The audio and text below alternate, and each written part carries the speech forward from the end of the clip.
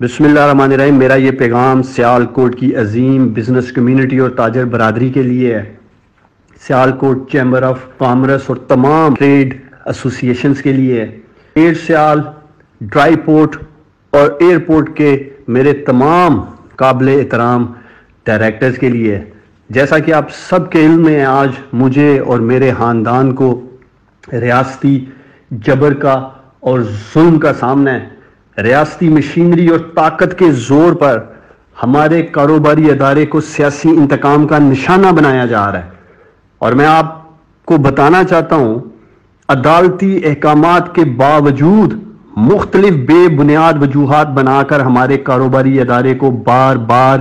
بند کیا جا رہا ہے۔ سیالکوٹ میں ظالم ظلم اور بربریت کی اس سطح تک گر چکا ہے کہ ہمارے ادارے کو لاحق خطرات اور اس سے منسلک ہزاروں ورکرز اور ملازمین کا روزگار خطرے میں پڑ چکا ہے۔ اور آج میں آپ سے اس لیے مخاطب ہوں کہ آپ گواہ ہیں، میں نے ہمیشہ برملا اس بات کا اظہار ہر کاروباری فورم پہ کیا کہ عثمان ڈار سیاسی ورکر بعد میں ہے، پہلے وہ اپنی بزنس کمیونٹی اور چیمبر آف کامرس کا ممبر ہے، اس کا حصہ ہے۔ میرے دوستوں، میرے بزرگوں، میرے قابل احترام بزنس کمیونٹی اور تاجر برادری کے محنت کش جنہوں نے سیالکوٹ کے لیے بے شمار کام کیا ہے، میں آپ سب کو اس لیے آج مخاطب کر رہا ہوں کہ یہی وجہ تھی کہ میں نے ہمیشہ خود کو سیالکوٹ کی کاروباری برادری کا حصہ سمجھا۔ یہی وجہ تھی کہ جب کرونا پینڈیمک میں سیالکوٹ کی تمام فیکٹریز اور تاجر برادری کی دکانوں کو جبری بندش کا سامنا تھا، تو اس وقت واحد آپ کا یہ بھائی، آپ کا یہ بیٹا عثمان ڈار ہی تھا جو اس وقت کے ڈی سی سیالکوٹ اور کمشنر گجرانوالہ کے سامنے آپ سب کے ساتھ مل کر کھڑا ہو گیا تھا، آواز اٹھائی تھی اس وقت کی ناانصافی کے ساتھ، اور اس وقت کے وزیر اعظم پاکستان کو خط لکھا جس جبری بندش کا سامنا تھا ہماری انڈسٹری کو۔ اور آپ سب کو یاد ہوگا تمام فیکٹریز، چاہے وہ دکانیں تھیں، بزنسز تھے، بلا تفریق اس بات کو مد نظر نہیں رکھا کہ اس کاروباری شخص کا کس سیاسی جماعت سے تعلق ہے، صرف یہ دیکھا کہ یہ سیالکوٹ کا کاروباری ہے، سیالکوٹ کا عظیم بیٹا ہے اور سیالکوٹ اور ملک کے لیے محنت کر رہا ہے۔ تو میرے دوستوں، میرے بزرگوں، کرونا وائرس کی انفیکشن کے خطرے کے باوجود جو ہر طرف منڈلا رہا تھا، آپ کا یہ بھائی اپنی چیمبر کی ٹیم کے ساتھ، ٹریڈ ایسوسی ایشنز کے ساتھ، انجمن تاجراں کے ساتھ، سب کے ساتھ گلی گلی فیکٹری گیا اور آپ لوگوں کے ساتھ کھڑے ہو کر سیالکوٹ کو ایک معاشی تباہی سے بچایا۔ آپ سب کو یاد ہونا چاہیے، اگر میں اس وقت اپنی ہی حکومت کے خلاف سٹینڈ نہیں لیتا تو سیالکوٹ میں سینکڑوں کاروبار تباہ ہو جاتے، ہزاروں مزدور بے روزگار ہو جاتے۔ میرا یہ کوئی احسان نہیں تھا سیالکوٹ کی انڈسٹری پہ یا تاجر برادری پہ یا سیالکوٹ کے عظیم لوگوں پہ۔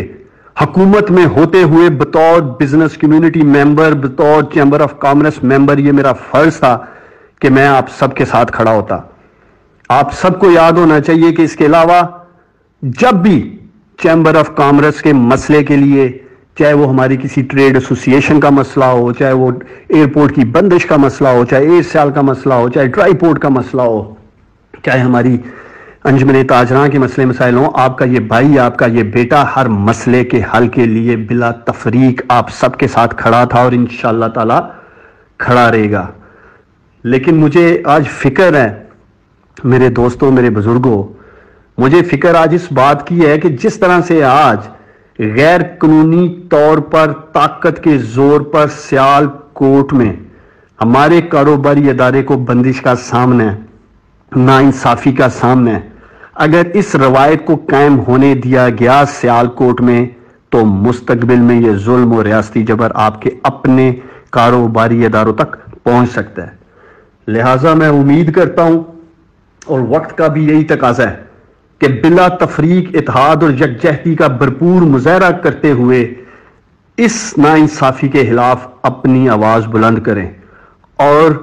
ہر بزنس فورم پر، چاہے وہ چیمبر کا ہے، چاہے وہ ایئرپورٹ ہے، ڈرائی پورٹ ہے، ایئر سیال ہے، ہماری انجمن تاجراں ہیں، یا مختلف ٹریڈ ایسوسیشنز ہیں، ہر بزنس فورم پر سیال کوٹ میں ہونے والی اس ناانصافی کے خلاف میں امید کرتا ہوں کہ آپ سب اپنا احتجاج ریکارڈ کروائیں گے۔ اور آخر میں یہ اپیل کرتا ہوں، جو بھی میرا دوست، بزرگ، نوجوان میرے اس پیغام کو سن رہا ہے، اس کو زیادہ سے زیادہ شیئر کریں، میرا یہ پیغام ہر کاروباری اور تاجر تک پہنچانے میں میری مدد کریں۔ پاکستان زندہ باد، سیال کوٹ پائندہ باد۔